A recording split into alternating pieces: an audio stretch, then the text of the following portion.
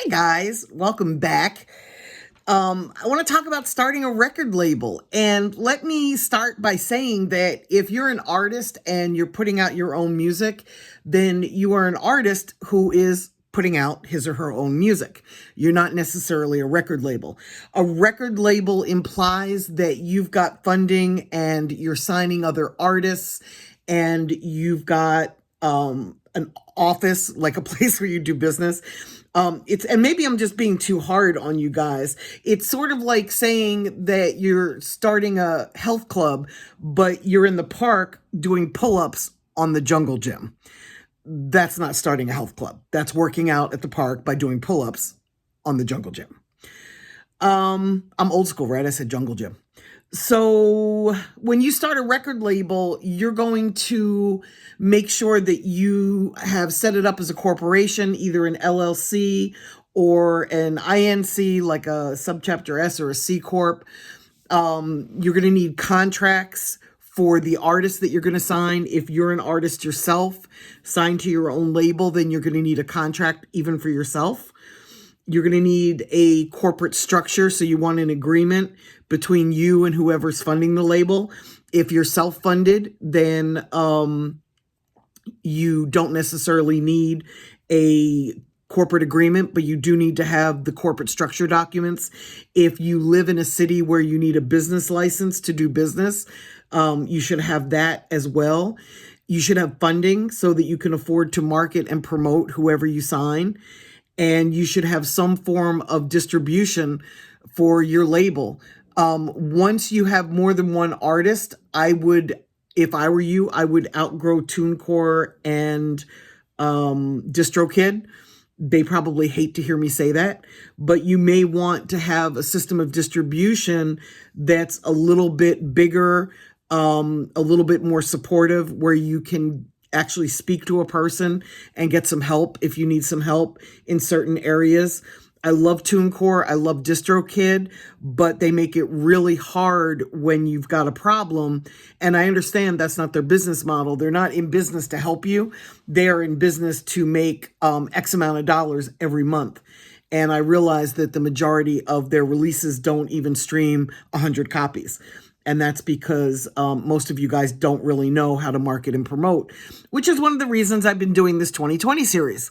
But all that to say, if you're starting a label, you have to treat it like a real company. It's not, and again, maybe I'm being too hard on you guys, but like, I do this for a living. So when I see people playing record label, it really pisses me off, because this is what I do 20 hours a day, 7 days a week. So I take it very, very seriously.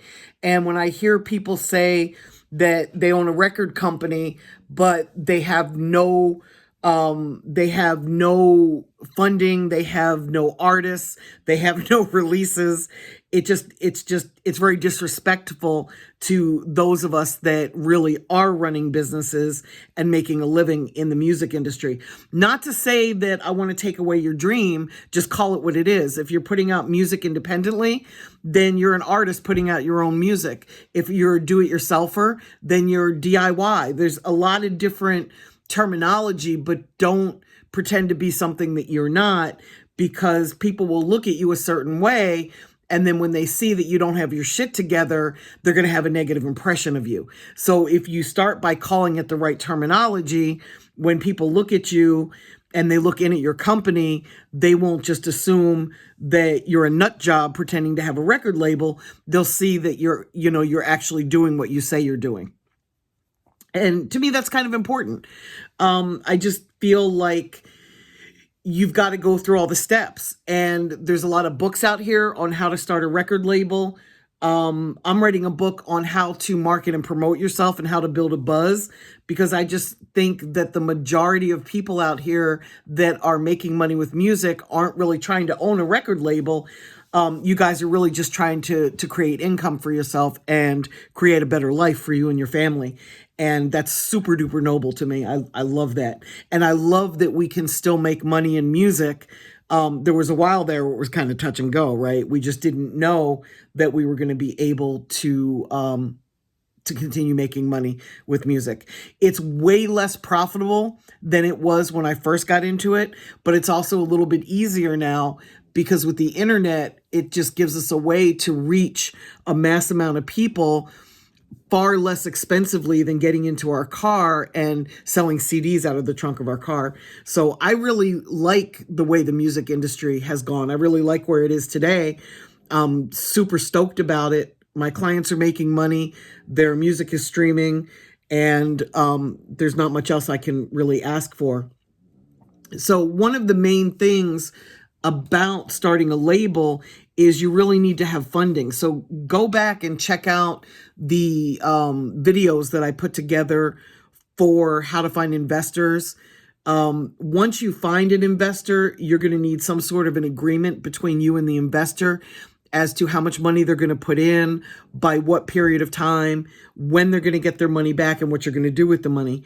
That agreement is super important because it stipulates who's going to do what and by when, so that if something goes horribly wrong, you've got something on paper where you can point to it and say, but look, you agreed to do this. And then you can move on and find another investor if something goes horribly wrong, or it just gives your investor something to go by. I know that there's a lot of companies out here today that are advancing money to artists that already have a royalty stream. So that, and what I mean by that is if you've got a stream of roughly $5,000 a year, you can go to one of these advance companies that are going to advance you money. In fact, I was quoted today in an article at Bloomberg, business, Bloomberg.com, talking about exactly this.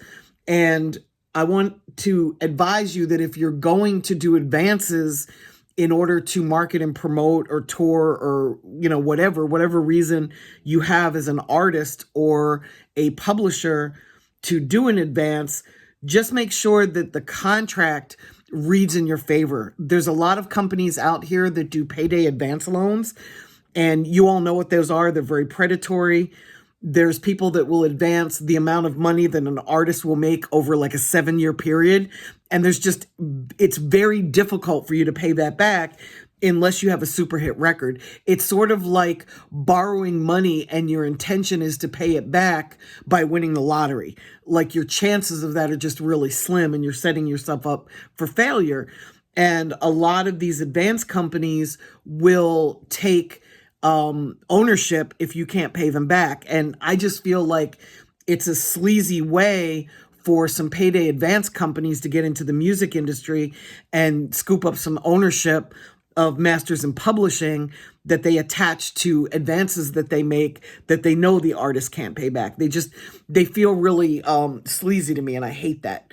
So just be really careful when you're doing advances. If you have to do them, just make sure that you're not giving up something that you can't. In this article, it was talking about the deal that Little Donald did with his distributor. And I'm not going to get into details because you can go to Bloomberg and read it if you care to. But just know that he's got one of the most powerful attorneys in the country looking over his paperwork. And then on top of that, I sent it to friends of mine that work at advanced companies at competition so that they could look it over and tell me where this agreement might fall short. So just make sure that you've got the right eyes looking over and be really careful, especially when you're advancing money.